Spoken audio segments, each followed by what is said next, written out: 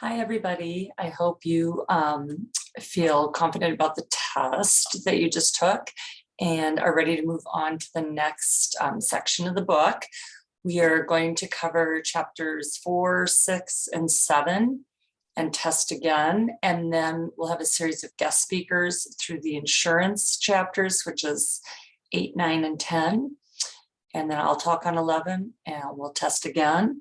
And then your final will be will not be a cumulative final. It'll be something that hopefully kind of wraps the whole class together. So it's not a cumulative quantitative test with tons of calculations. So just to let you know where we're going, the last 7 weeks of class, that's where we're heading. So let me pop over and share my screen with you. We're going to be talking today out of chapter 4. And then there's also a lab chat that goes with this chapter that you should take a peek at as well. You're going to be doing a bank reconciliation with that. So what are we going to be talking about in this chapter? We are going to be talking about cash management and how you look at different when you do have some cash to play with or handle. Some of you may be not in a position where that's an issue quite yet, but it will be. And you'll want to know where is the what are the best opportunities and a way to optimize where you keep your cash. So we'll be looking at the role of cash management. What are different kinds of places, depository and non-depository, that you can put your cash. We're going to be talking about a checking account. We're going to go back to our interest calculations and future value. As I promised, that isn't going to go away. And then we're going to look at trying to develop a cash management strategy. So first off, I just want to make sure that you understand what the term liquid assets means. A liquid asset is something that is either cash or very, very close to cash. And an example of something that would be very, very close to cash is a CD, a certificate of deposit, or a money market account. And so they're not exactly cash, but they can convert to cash very easily. So when we talk about cash management, we're talking about that whole broad band of instruments. So one of the things obviously that you want to do with your cash is to try and earn interest on it. And interest rates have been at historically unprecedented lows for like a decade. I mean, crazy low.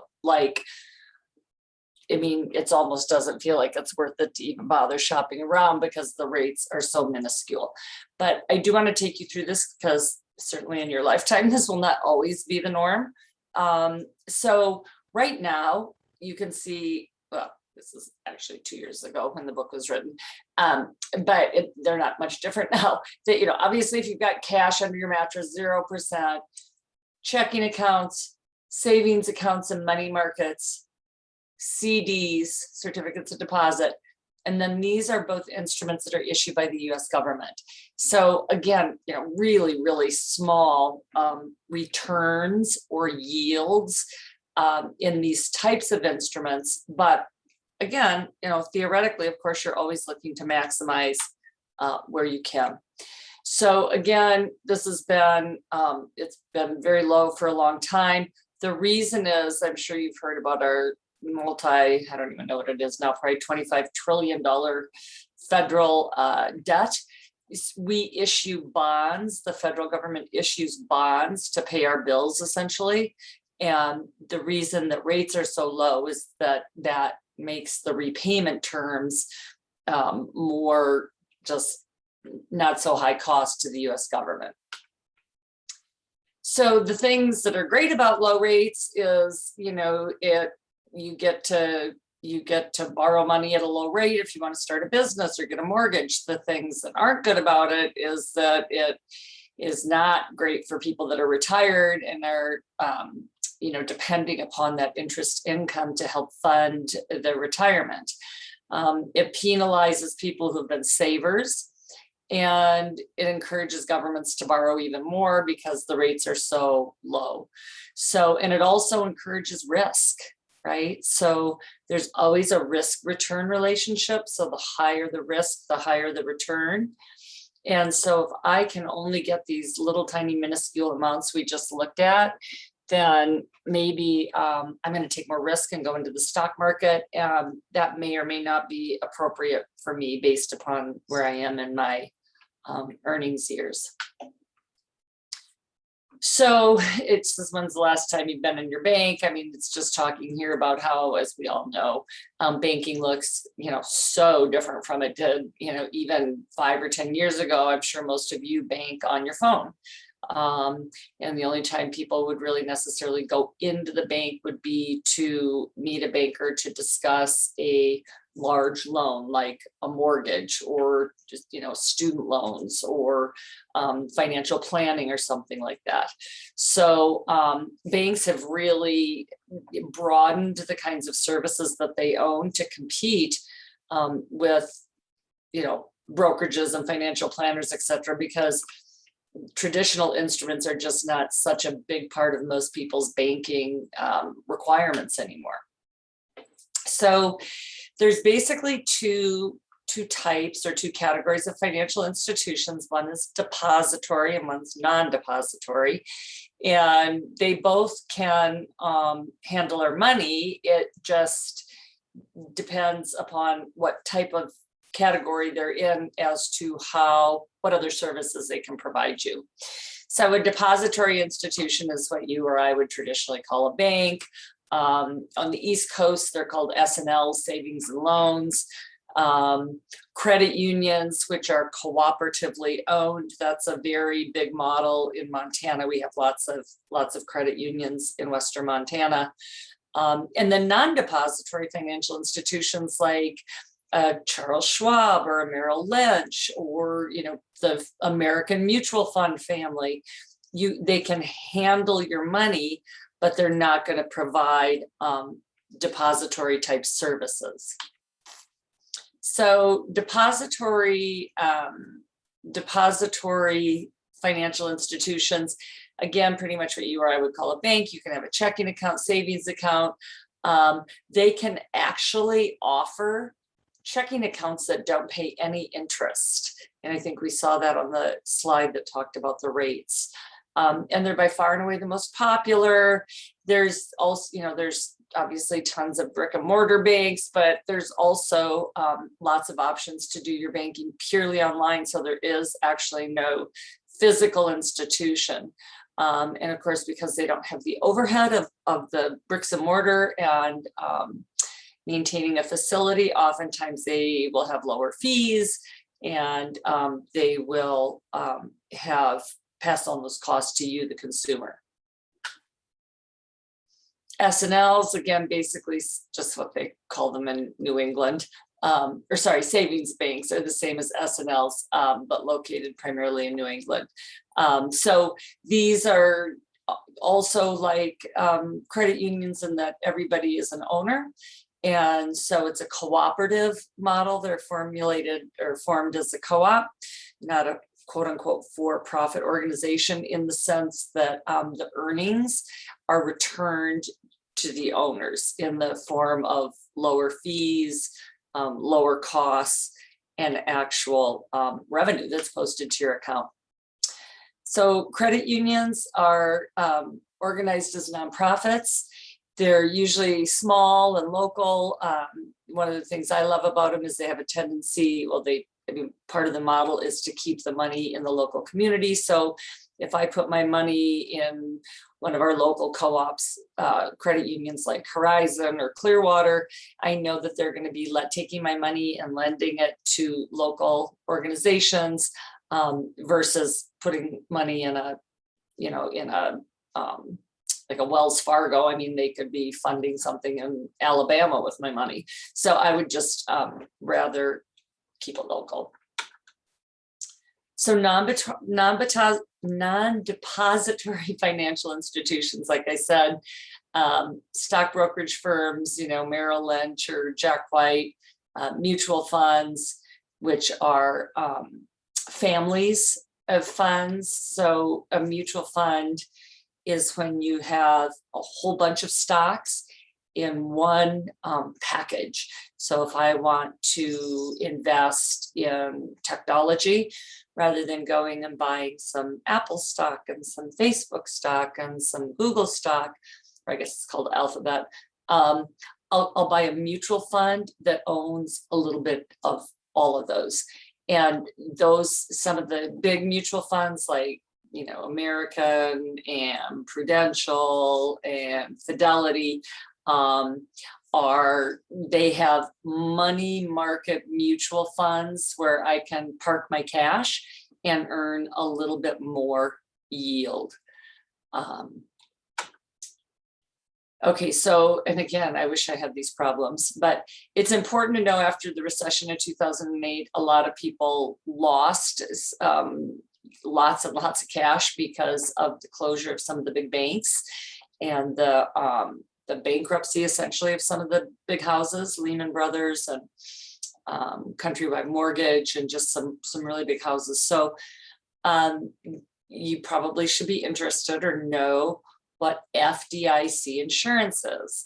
FDIC Insurance is Federal Depository Insurance Corporation. I don't actually know what this stands for. And you're insured $250,000 per depositor at the bank. It used to be $100,000, now it's $250,000. So if I married, my spouse and I together can have up to $500,000. We're insured for up to $500,000. So if that, say Wells Fargo or whatever went bust, I would be insured by the federal government up to $500,000. And also my IRAs are separate. So one couple could each have an individual account, each have an IRA, and then have a joint account. So you would have up to $1.5 million in coverage. Okay, checking accounts. We all know how a checking account works. We put deposits in, we write a check. Probably most of you, I would venture to guess. I guess I don't know how old everybody is because I haven't met you in person, but I'm sure a ton of you younger folks have never written a check. You use your debit card, you make cash withdrawals potentially at ATMs when you need cash. But it is important to understand what your charges are in your checking account, because to be able to compare between them. And again, if you're just, barely scooting by, it's probably not super critical today, but I want you to be able to do this so that you understand, how to do this when you've got a little bit more cash in your checking account. So I want to show you an example. I'm going to give you the facts, get out a piece of paper, pencil, calculator, and then I'll stop the tape. I'll explain to you how to work it, and then you should stop the tape and work it, and then start it back up, and I'll walk through it. So here's how this checking account works at the local credit union. So you're not charged anything unless your average balance falls below $500. So when that happens, each month that happens, you have a $6 charge. And they also pay interest. And if you remember, whenever you see an interest rate, we know that that's an annual interest rate, right? So they pay 1.2% annual rate when the average balance exceeds $500. So, so I'm trying to figure out the cost, right? I've got some revenue, they're paying me interest, and then I've got some cost, which is the $6 a month. So I'm going to compare those two and see how much this thing's going to cost me annually. So in 1 year, my balance fell under $500 in February, and then again in June, and then again in August. And over the course of the whole year, my average balance was $1,693. So you're going to calculate the cost, you're going to calculate how much interest revenue you think the account made, and then net those two numbers. So go ahead, turn off the tape, and then I'll meet you back here and we'll look at it.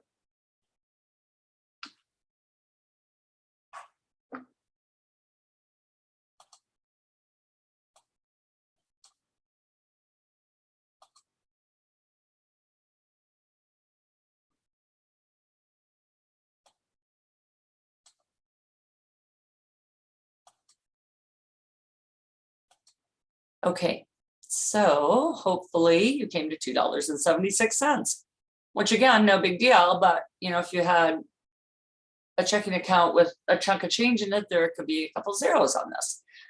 So your interest, principal, times rate, times time. Now, why was it 9/12 and not 12/12? Because they only pay interest when the balance exceeds $500. And we know the balance went below $500 in 3 months. So interest equals principal times rate times time of 9/12, $15.24. They had to pay $6 a month every time it went below, so it cost them $18. So it was an annual cost of $2.76 to have this checking account in that scenario. Savings accounts. Savings accounts are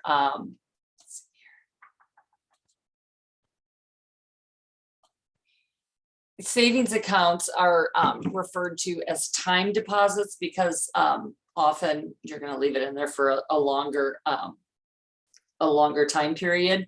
So you're going to get more interest because the bank can count on the money, so to speak. I mean, you have free reign to take it out, of course, whenever you want, but the bank can count on that money being there much more solidly than they can amount in a demand deposit, which is bank talk for a checking account. So the interest rate is going to be higher. Still not very high, but higher. There's different kinds of accounts, checking accounts that pay interest. There's now accounts which oftentimes will require a minimum balance. There's money market deposit accounts that usually you will get into at a pretty high minimum deposit, like, you know, they'll ask for $1,000 or $2,000 or $5,000 to start one. These pay a higher interest rate, so they want to be assured that they're not going to have an account with, you know, $56 in it. And then the money market mutual funds, which is what I was talking about before. A mutual fund, again, being one share of a mutual fund, will have lots of different things behind it. And the title of the mutual fund will tell you what's in it. So a money market mutual fund is going to have lots of different kinds of really, really short-term marketable securities. Okay, and what this kind of mouthful means, short-term marketable securities. Security is a fancy word for stock. Well, stocks or bonds, essentially. Marketable means that you can convert it to cash really easily. There's a very, very ready ability to, it's very, very liquid. You can convert it very easily. And often these money market mutual funds, which are with the brokerage houses or the mutual fund themselves, will give you a much higher rate because they're using your money and investing them in these securities. And then they may also give you checking privileges. Asset management accounts, usually these are utilized by businesses more than they are individuals. They're not FDIC insured, and what they do is they're an account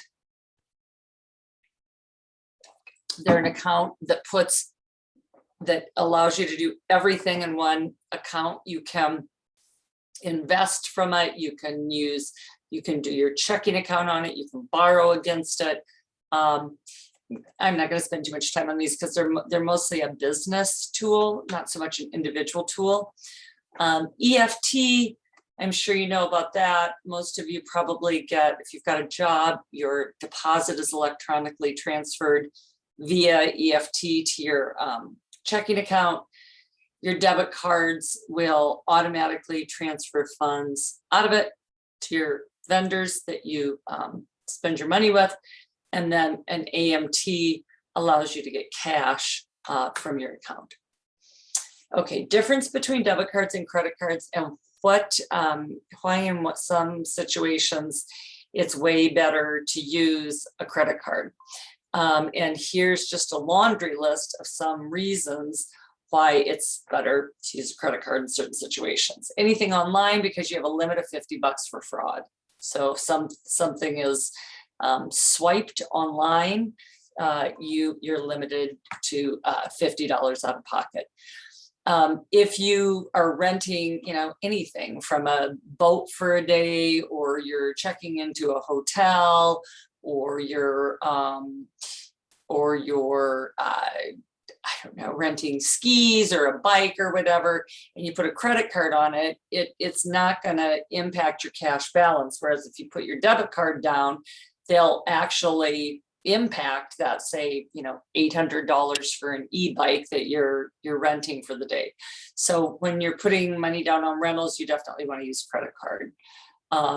Also sometimes with big stuff that have warranties, appliances and ATVs and snowmobiles and lawn and garden products and things like that, or equipment, you get a warranty with it. Restaurants and bars, this is pretty interesting, and I guess I never really thought about it till it happened to my niece. But do you really want your debit card sitting behind the bar for 4 hours on a Friday night? I mean, you see how busy these places are. Anybody can get a hold of it. You can add tips, it can be, identity theft. So it really, nobody likes to hear this, but it really is way better to pay in pocket your card for each time you go up and buy an appetizer or get a drink. Recurring payments, for your gym or your insurance or whatever, it's much easier to stop with a credit card. And same with future travels and hotel charges. So this is a pretty good laundry list of situations where you would really prefer to use your credit card versus your debit card. So important. Okay, we are going to spend some time, you're probably going to all collectively roll your eyes at this, but we are going to spend some time doing a bank reconciliation. That's in the lab chat.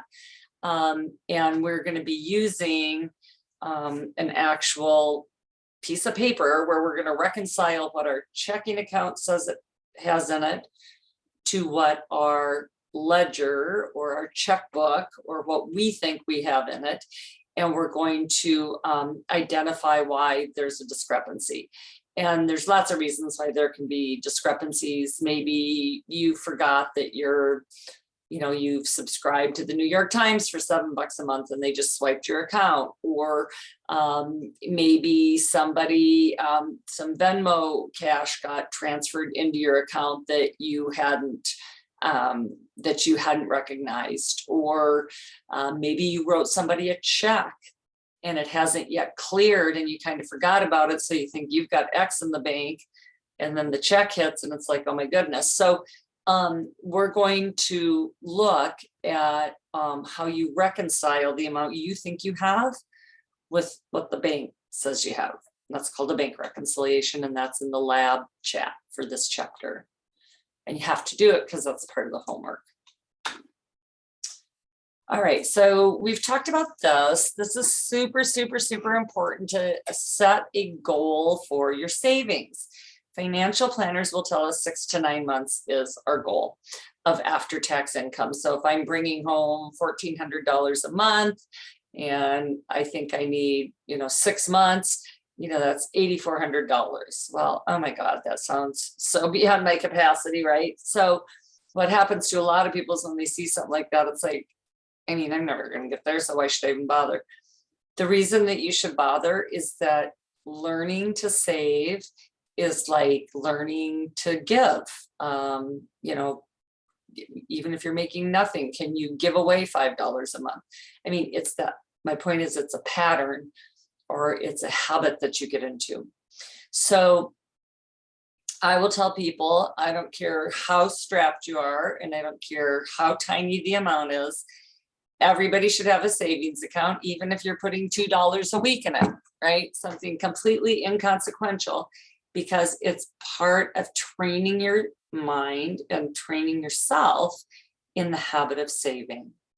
So we did our spending journals, and I will tell you, most of you were quite honest and said, oh my goodness, I didn't realize how much, X sucked up of my monthly budget, whether it was your pets or whether it was eating out or whether it was grabbing that latte every day, or how much gas you were putting in the car. I mean, each of you had some, it seemed like most of you had like an, oh my goodness moment.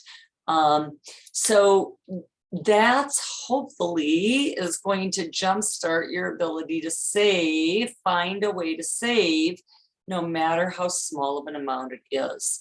And then this is super, super, super important, that you use an automatic transfer option to move the money to a savings account. So we do it every time we get paid. We just automatically have it set up to swipe X amount of dollars out of our checking account and into our savings account or into our retirement account. And that is so much more of a solid strategy than saying, gosh, I'm gonna, see how much I've got left at the end of my, pay period and then move it over. That never is going to happen. So automate the transfer, or you could, a lot of times, even write directly with your employer. You can ask that your paycheck be deposited into two places. So I want, $1,392 to go into my checking account and $100 to go into my savings account, and have it code deposited. So this is just really, really, really an important thing. Anytime you get any extra money, and by that I mean like birthday money or a quarterly bonus, or maybe you get a second job for a couple months around the holidays or something. I mean, anything that looks like extra money, the financial planners will tell us to do two things. And I believe in this so wholeheartedly, make an additional payment on your outstanding loans. So if you're paying a credit card off and you're paying $68 a month, put another $68 on it. I think it's a really smart idea, if you get any extra money, to split it between outstanding loans and savings.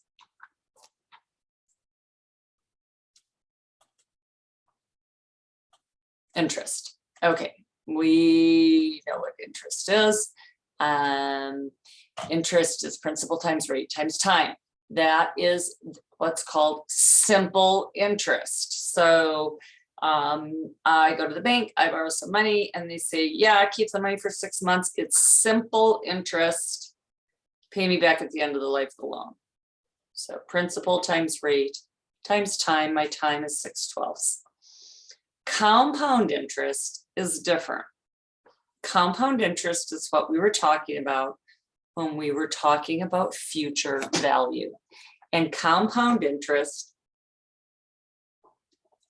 is when I put money into an account and they tell me, we're going to pay you 6% per annum, right? It's always annual. We're going to pay you 6% APR, and we're going to compound it monthly. Well, what does that mean? That means after 1 month, they post some interest to my account. Principal times rate times 1/12.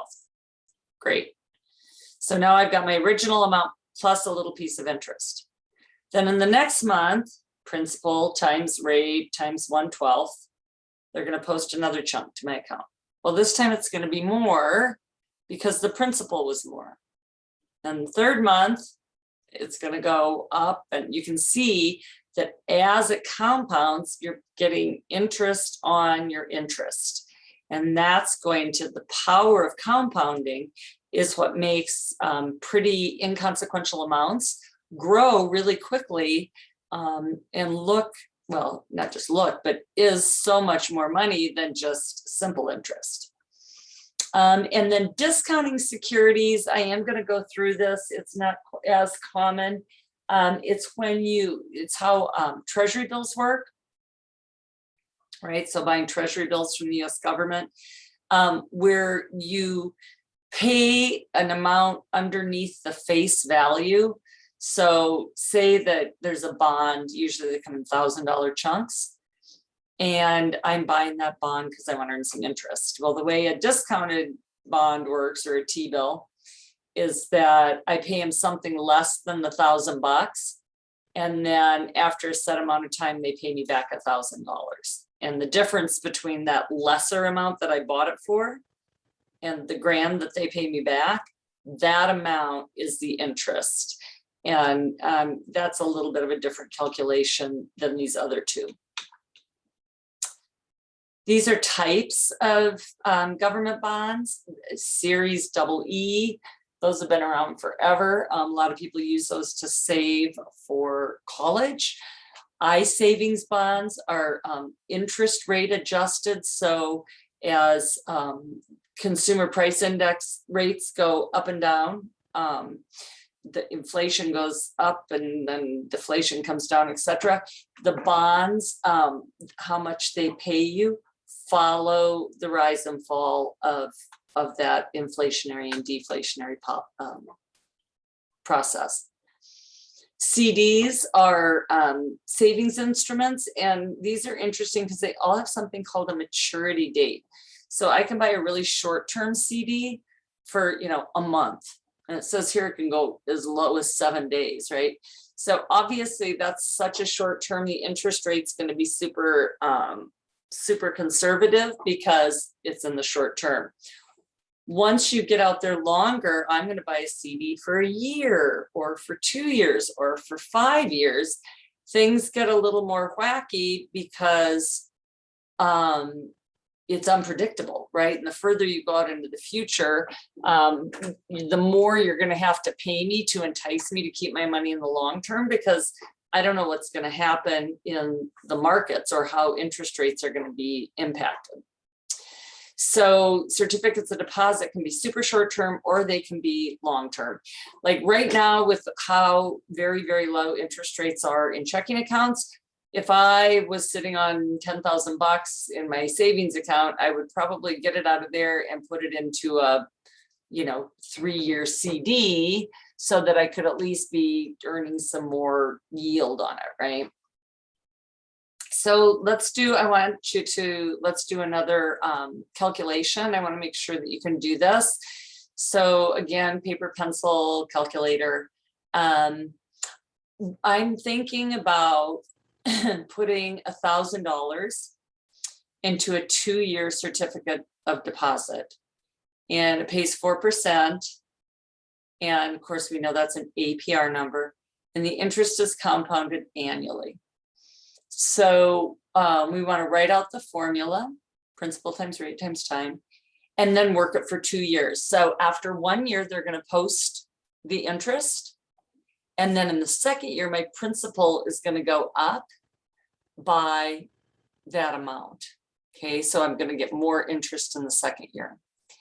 And then if I want to truly find what my APR, my annual percentage rate is, I'm going to add together what I earned in the 2 years and divide that by 2, and that's going to be my APR. So turn off the tape, work the first year, principal times rate times time, figure out how much interest I've earned, tack that onto the $1,000, and then going into the second year, interest equals principal times rate times time, higher amount, and then add those amounts together and divide by 2. And that's going to give you what your true APR is.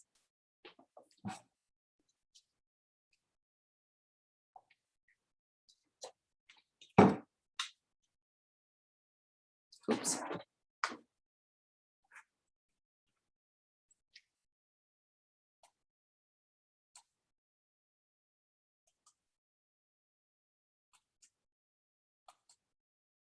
So, year 1. Principal times rate times time, $40. Okay, $40 posted into my account at the end of the first year. So in the second year, my principal is no longer 1,000, is it? It's 1,040. Principal times rate times time as predicted, my interest that gets posted to my account in the second year is much higher. Not much higher, higher. Okay. So when I add the 2 years together of the term of the CD and divide it by the principal, my yield was 8.16. And if I divide that by the 2 years, my annual rate was really more than 4%, wasn't it? It was 4.08%. And the reason that occurred is because of the compounding. The longer this had compounded, say it was a 5-year note, the higher this annual rate would have been. Okay, so that's called an effective interest rate. And it's important because when you're comparing things, if you just look at this 4%, it's like, okay, 4%, great. Well, that's actually not what you yielded on this. You effectively yielded 4.08%. You need to do that calculation in order to compare between instruments. Okay, so this is, let me just take this text away. This is one of those discounted bonds, okay? 6 months, treasury bill. And again, discounted bond, I pay the US government $970, and in 6 months, they pay me back $1,000. So the difference is the $30 of interest. So I invest $970, I get $1,000 in 6 months, $30 difference is interest. I want to know, this is what I'm solving for. What's my effective interest rate? Interest equals principal times rate times time. So start by filling in what you do know. You know what the interest was, you know what the principal is, you know what the time is. And the algebra here is you're solving for the R. So go ahead, turn off the tape and see if you can solve for the R.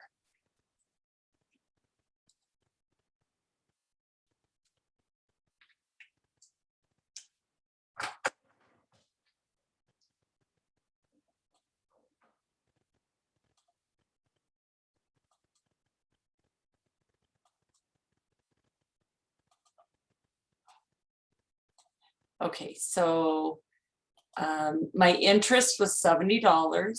No, sorry, $30. Right? Interest was $30. The principal was the amount that I invested. I didn't invest $1,000, I invested $970. I'm solving for the R, and my T is 6/12 because it was only a 6-month T-bill. So now I need to isolate the R. 6/12 is really 50%, right? 6 divided by 12.5. So 30 equals 970 times 0.5 times R. I isolate the R and I get, what do I get here? 970 times 0.5. So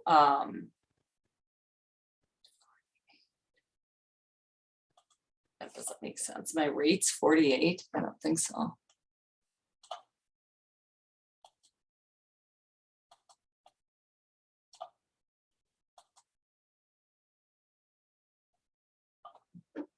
Yeah, I don't, that's okay, that makes way more sense. Okay, so so I isolated, I solved for my R, right? So 6.19 is the R. This is just algebra, right? And I can check it because I know I earned $30 in 6 months. So 30 divided by my principal is 3.09. And to annualize that, I would have to multiply by 2, right? Because there's 2 6-month periods in a year. So that is, I'm just checking my numbers, 6.19, 6.18. Okay, so discounted bonds are a little bit more complicated. You should work the other one. There's one in your book that you can work through and there's an answer. And then you'll have one on your homework as well. So again, your effective rate of interest is what you actually earn and or are charged.